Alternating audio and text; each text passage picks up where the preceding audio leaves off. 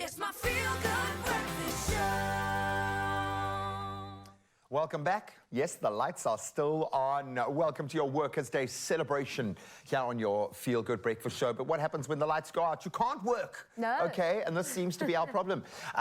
We are having our Money Matters chat right now with a focus on this world that we find ourselves in right now, load shedding. What are we doing to combat it? How is it informing the choices that we're making when it comes to buying a house, renting a property, changing our life? It's time to get into the gristle of all of that with hashtag Our Money Matters, because our money does matter. It does matter. And it doesn't go that far these days. No.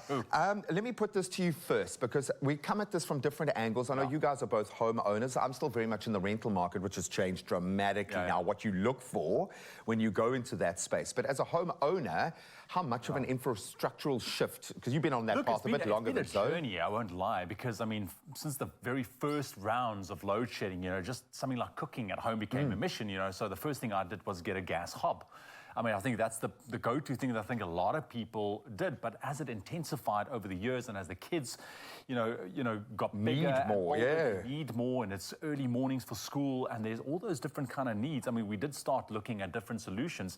The thing is that I find with a lot of people is, some of these energy solutions are pricey, and it's money that you didn't intend. You're looking at about 200 grand to get fully kitted out in terms of a residential. And I know I'm putting a big number out there, but I've spoken to a lot of people who are fully set up. I went through 180 grand. Yeah, I mean, I eventually took the step to install a bit of a hybrid solar inverter system, just to run the basics of my house. Keep your router on, yeah. Well, I didn't go the expensive route. We have done a bit of it's like a hybrid situation. So in the bedroom, we've got the EcoFlow, which charges the bed lamps and our charging stations and all of that. So we've got light in the bedroom.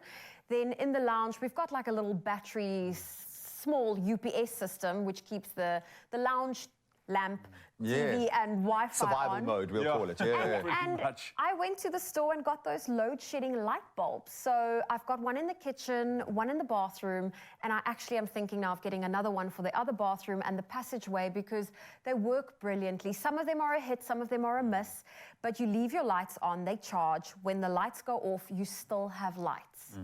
And they were $100 a light bulb. So that is a cheaper way of going.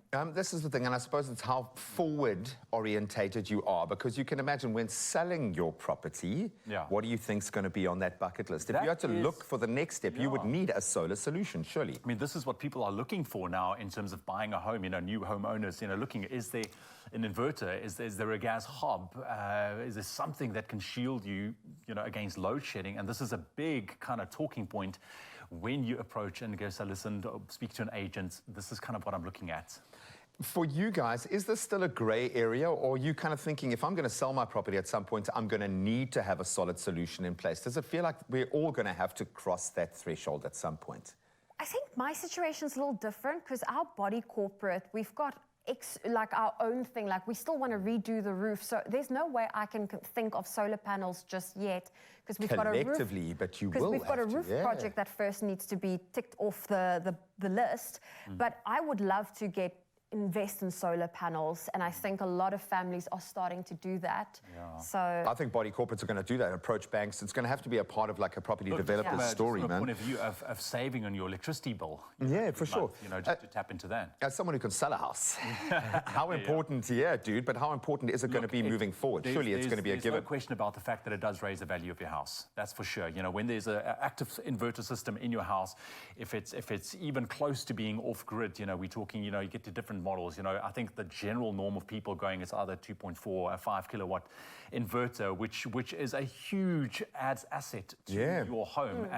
So I think, if you're on the market right now, or if you are a homeowner and taking a look at the landscape of load shedding, there's going to be with us for quite a while. Be here for a while. It is something to consider investing in for your house, because it is going to push up the value. And then it turns that spend into an investment. And I have a feeling moving forward, 100 grand here could be $1 million moving forward when you're reselling your property.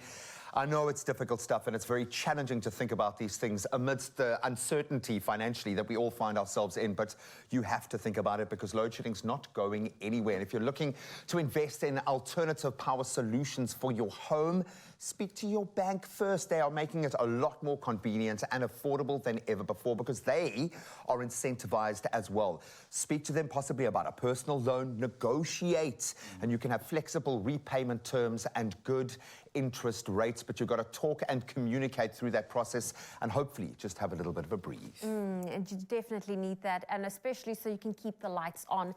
And for extra touch, if you take out a personal loan with NEDBANK and open a Savvy account, you will get 200 Rand cash back every month for the duration of your loan.